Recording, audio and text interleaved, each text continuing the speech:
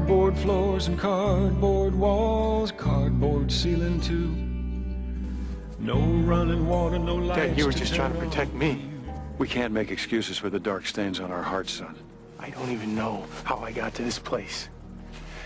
We all make sacrifices, son, and every time we do, we lose a little something in the process. Surprised to see me? Why would you say that? Well, you tried to kill me. Same way you killed Jesse Jenkins. You're unstable, Kenneth, and I'd really like to help you. If you'd let me. And you ask who took the endings from the fairy tales we were told, and who took the pride and dignity out of growing old. And when did the government quit lending a helping hand? And who took the promise from the promised land?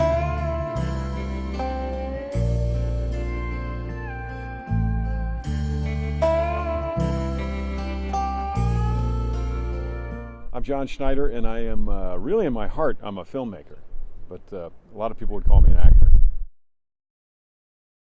I saw a movie called Yankee Doodle Dandy with Jimmy Cagney on the 4th of July back in probably 1967.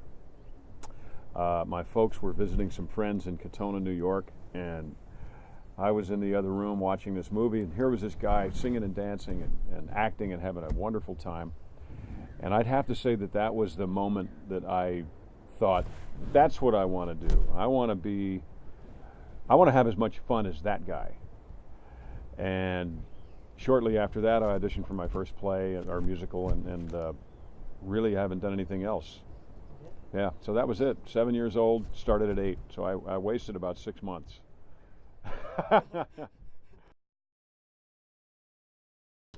Dukes of Hazzard started for me in 1978, and I had done a bunch of theater in New York State, not Broadway, but New York State. My mother worked for IBM, so she was transferred to Atlanta. I'd heard through an agent I had that there was this Dukes of Hazzard audition, and that was 78. So, but what I heard through the actor community was that they were looking for real country people. They didn't want actors. They wanted real country people from 24 years old to 30 years old.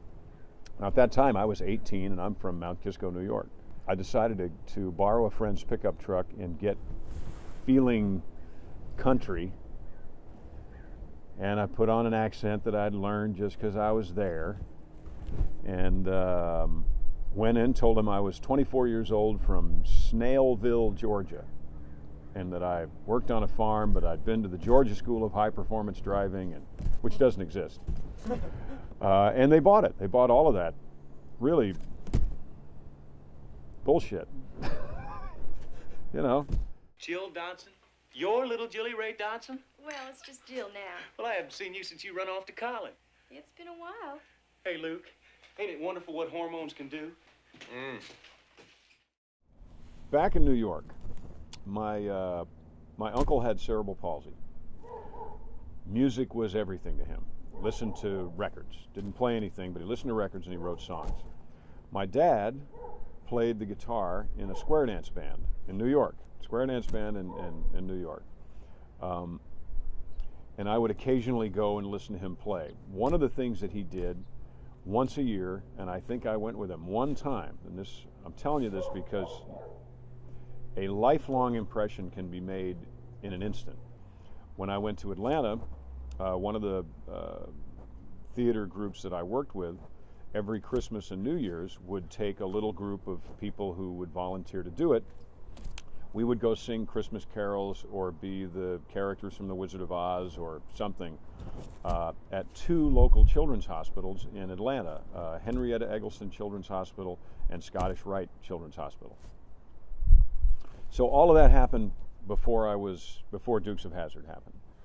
When Dukes of Hazzard happened, I was the entertainment chairman for the March of Dimes, which is a great organization. And I tried to incorporate some of my experience from the wheelchair square dancing to the theater on Christmas and New Year's into the March of Dimes, and they didn't want to do it. So with a group of people, I either had to keep my ideas to myself or start another organization. So along with a guy named Mick Shannon and another guy named Joe Lake, and then also Marie Osmond, who we had done some stuff with the March of Dimes together, we started the Children's Miracle Network.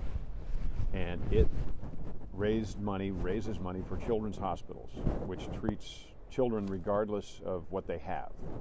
March of Dimes is for spina bifida, muscular dystrophy is for muscular dystrophy.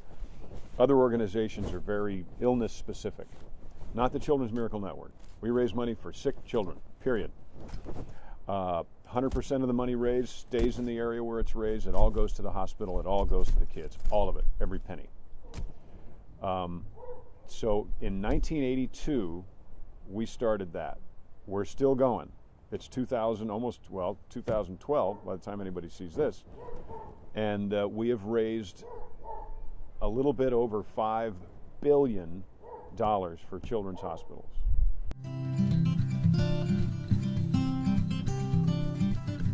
Every child deserves the hope and healing of a Children's Miracle Network hospital.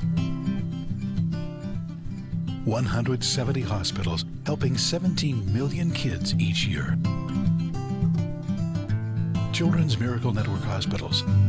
Hospitals helping local kids. For information on how to help, visit childrensmiraclenetwork.org. Best advice I can give if you want to make it in any industry is do that which you love. Don't let anybody talk you into doing something that is not in your heart until your ship comes in. Because a lifetime is a quick thing. A year is quick. 10 years is quick. And one of these days you will have had your last latte and not know it. You'll have hit your last golf ball. You might be 90, you might be 30, you might be 16. But one of these days it's going to be your last bowl of cereal. Okay? So don't ever do anything. I don't mean be lazy. I mean, you got to work. You have to be diligent. You have to be responsible. But don't do something that is in opposition to what you love. Work with your heart, your mind, your soul, your time, your bike, your camera, your recording device, your laptop, your cell phone. Work with everything you've got toward your goal. And don't let somebody who has given up on their goal cause you to give up on yours. Not for a heartbeat. Life is too short. Took the pride and dignity out of growing old. And tell me, when did the government quit lending a helping hand? And who took the promise from the promised land?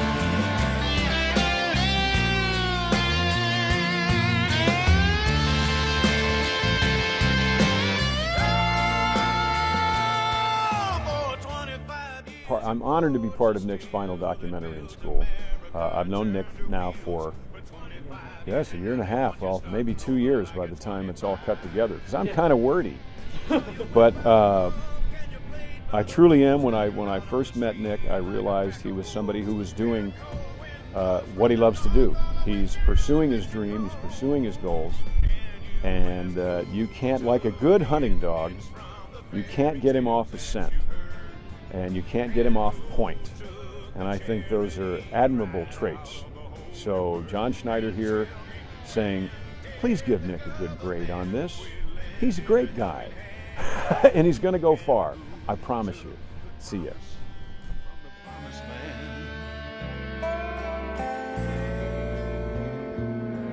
Tell me, who took the promise from the promised land?